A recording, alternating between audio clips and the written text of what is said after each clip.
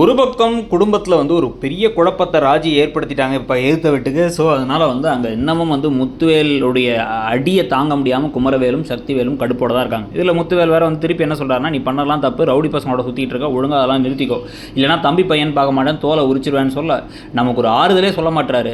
தான் ஆடாவிட்டாலும் அந்த தசையாடுன்ட்டு அந்த பக்கமாக அப்படியே மாறிட்டார் அப்படிங்கிற மாதிரி பேசிக்கிட்டு இருக்காரு இவரும் சக்திவேலும். ஸோ அப்பாவும் பையனும் சேர்ந்து ஏதோ கொஞ்சம் வில்ல வேலைகள்லாம் செய்ய ஆரம்பிக்கிறாங்க. இதுக்கு நடுவில் இங்கே வந்து பார்த்திங்க அப்படின்னா வந்து சரவணன் வீட்டுக்கு கடைக்கே வந்துடுறாரு. வந்துட்டு எல்லாரும் ஒன்றா சேர்ந்து போகலான்னு சொல்லிட்டு குமரவேலை பற்றிலாம் பேசிகிட்டு இருக்க, விடுங்கடா அவனை பற்றி இதுக்கப்புறம் பேச வேணான்ட்டார் பாண்டியன். வீட்டுக்கு வந்து எல்லாரும் தூங்கினதுக்கு பிறகு தான் இப்போ தங்கமயில் ஒவ்வொருத்தங்களையாக எழுப்புறாங்க. எழுப்பி நைட்டே பர்த்டேக்கு விஷ் பண்ணிடலாம் அப்படின்னு சொல்ல ஒவ்வொருத்தங்களையாக எழுப்பி எல்லாத்தையும் கூப்பிட்டு வந்தால் இன்னமும் அரசியை மட்டும் எழுப்ப முடியல, அவங்களே எப்படியோ கூப்பிட்டு வந்தால் என்ன இப்போ நான் எப்படி இங்கே வந்தேங்கிற மாதிரி நிற்கிறாங்க அவங்க.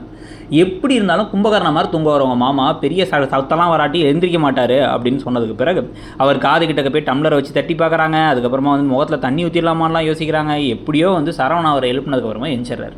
ஒவ்வொருத்தங்களாம் வந்து இனிய பிறந்தநாள் வாழ்த்துக்கள் அப்படின்னு வாழ்த்துக்கள்லாம் விஷ் பண்ணாலும் கூட இவர் வந்து பார்த்திங்க அப்படின்னா வந்து அப்படியே ஒரு மாதிரி இடிஞ்சு தூங்கின மாதிரி எஞ்சி பார்த்துட்டு, ஏன்பா நைட்டெல்லாம் முடிஞ்சால் சீக்கு வந்துருமா, படுத்து தூங்குங்கப்பா, பிறந்த நாளுக்குலாம் காலைல விஷ் பண்ணிக்கலாம்ப்பான்னு படுத்து தூங்கிடுறாரு.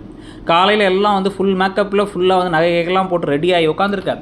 மாமா பாருங்கள் இப்போ நைட்டெல்லாம் வந்து தூங்கிட்டாரு, நம்ம பிளான் பண்ணதை பண்ண முடியாமல் போயிடுச்சுன்னு கேட்க வேறு வச்சுருந்தாங்க. கேட்க நம்மளே வெட்டி சாப்பிட்றலாமான்லாம் வேறு யோசிச்சுட்டு இருந்தாங்க. இந்த பக்கம் அரசி வேறு குழலின்னு சொல்லிட்டு பிள்ளையோ மறந்துட்டாங்க போல், அந்த பிள்ளையை காணவே காணோம்.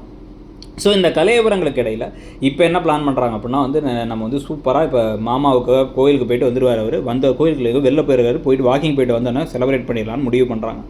இதில் எல்லா இடத்துலையும் பூஜைக்கு சொல்லி வச்சுருந்துருக்காங்க கோமதி. அது எல்லாத்தையும் வந்து சக்ஸஸ்ஃபுல்லாக முடிச்சுட்டு மருதமலை மாமணியை முருகையான்னு பாடிக்கிட்டே பழனிவேல் வேறு வராரு. எல்லோரும் வந்ததுக்கு பிறகு அவரோட வெயிட் பண்ணிகிட்டு இருக்க கடைசியில் வந்துட்டார் அப்படிங்கும்போது பாண்டியன் வராரு. அப்படியே வந்து சொத்து சோகம்போ அந்த பாட்டு இருக்குமே, ஒரு கேட்கவே வந்து சூப்பராக இருக்குமே, அந்த பாட்டெல்லாம் வந்து போட்டுவிட்டு அப்படியே நேராக உள்ளார வந்து பாண்டியன் வந்ததுடனே அந்த பார்ட்டி பாப்பர்ஸ் எல்லாம் உடச்சி அவர் அப்படியே ஷாக் ஆகி பார்க்க அத்தனை பேரும் ஹாப்பி பர்த்டே பிறந்தநாள் வாழ்த்துக்கள்னு கத்தி அவரை கேக்கெல்லாம் கட் பண்ண வச்சு ஊட்டி விட வச்சு ட்ரெஸ் எல்லாம் வாங்கி கொடுக்கறத வச்சு அவர் அப்படியே நெகிழ்ந்து போயிடுறாரு. ஸோ இன்னைக்கு எபிசோடும் சரி மண்டே எபிசோடும் சரி ஒரு மாதிரி நெகிழ்ச்சியாக அதே சமயத்தில் சந்தோஷமாக ஜாலியான ஒரு எபிசோடாக இருக்கும் தான் தோணுது. ஒரு பக்கம் நல்லாவே வந்து பாண்டியன் ஷோஸ் இம்ப்ரூவ் ஆகிடுச்சு. சீசன் 2 பார்க்குறதுக்கும் ரொம்ப நல்லா ரசிக்கிறபடி இருக்கணும்னு தோணுது. உங்களுக்கு என்ன தோணுது? நீங்கள் பார்க்குறதுல எந்த சீரியல் பிடிச்ச சீரியலுங்கிறத சொல்லுங்கள். தேங்க்யூ.